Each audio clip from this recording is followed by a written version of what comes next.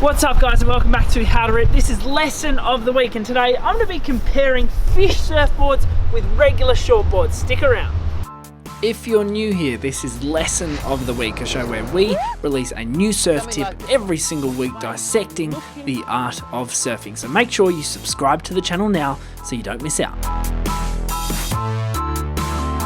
So let's talk about the differences between these two surfboards. Both of them are some of my favourite boards to ride out in the surf. And if you come in closely and have a look, they're actually fundamentally different shapes, and we're going to compare them today. So this one right here is a regular shortboard. However, it is quite fishy in nature. Notice the sort of flat rocker here. Notice the sort of overall squashed dimensions of the surfboard. Personally, this works really well for me, but it's still a regular shortboard. This, however, is very fishy. So we've got the classic swallowtail fish. You can see the tail of the board sort of fans out like a swallow. It's a twin fin, so we've only got two fins running. Again, we've got the sort of flat rocker here, and we've overall got a very fishy shape, as you can see.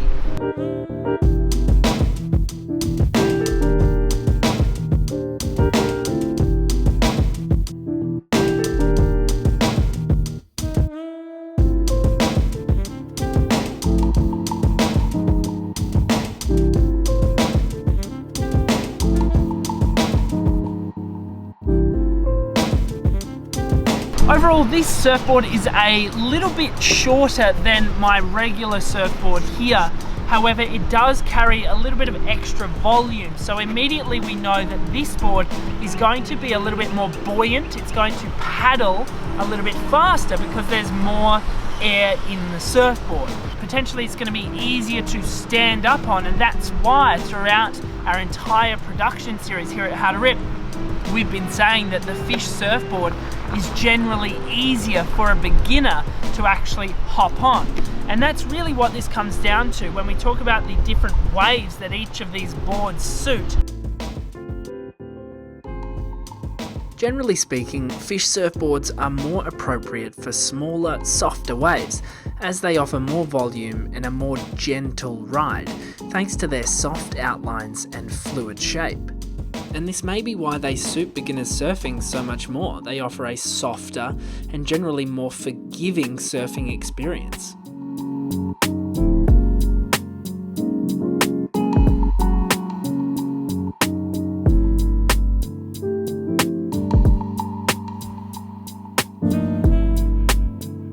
Compared to my traditional surfboard here, my turns on the fish are less radical and a little slower. However, are often more appropriate and successful when surfing those smaller, softer waves.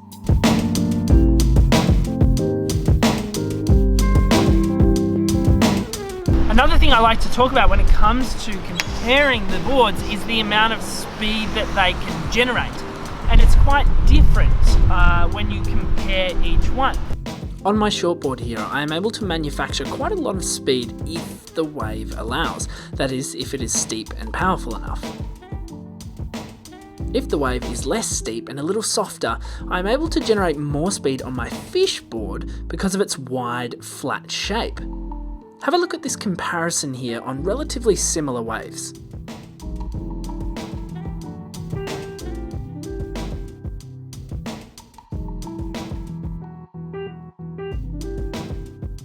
This board in the softer surf is a lot easier to generate that speed because there's more surfboard here.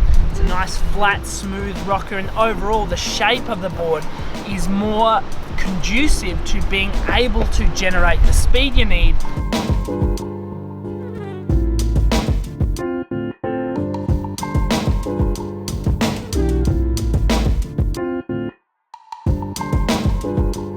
For beginners, I generally recommend getting a fish. Now this fish here is probably a little bit too small for a beginner, and that's because it's mine and I'm an advanced surfer.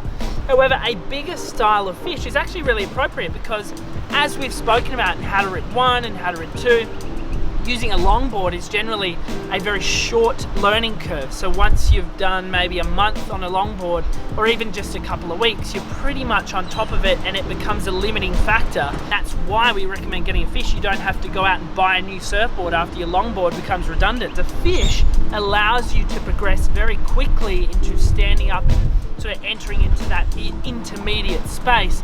However, it's still relevant for your surfing. A 6-foot fish for someone like me would be a perfect beginner board. You're looking at about 40 litres of volume there, and it makes it easy to paddle, it makes it easy to catch waves, and overall it's generally a pretty forgiving board.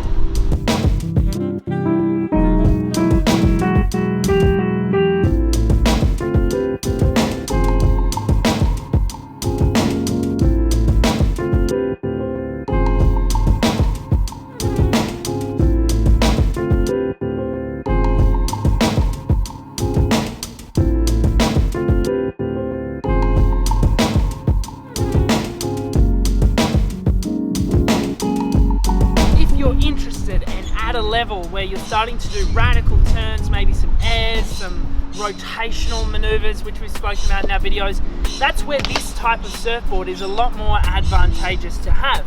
The sharp edges, the 3 fins compared to the 2 offers you more speed and control out of the lip, and that's really important when you start doing advanced maneuvers. So generally speaking, this sort of surfboard is better for the advanced surfer.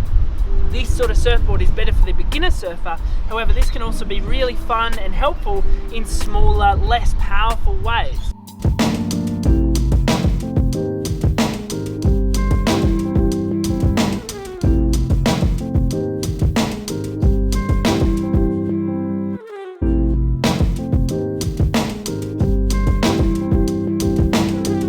Guys, if you've enjoyed this video, make sure you subscribe to the channel, hit the like button below. If you want to stay up to date with me and all my surfing activities, follow me on Instagram @KalesBroccoli. Other than that, let us know in the comments below what else you want to see on the channel. What are you struggling with out in the surf? I'll see you guys very soon.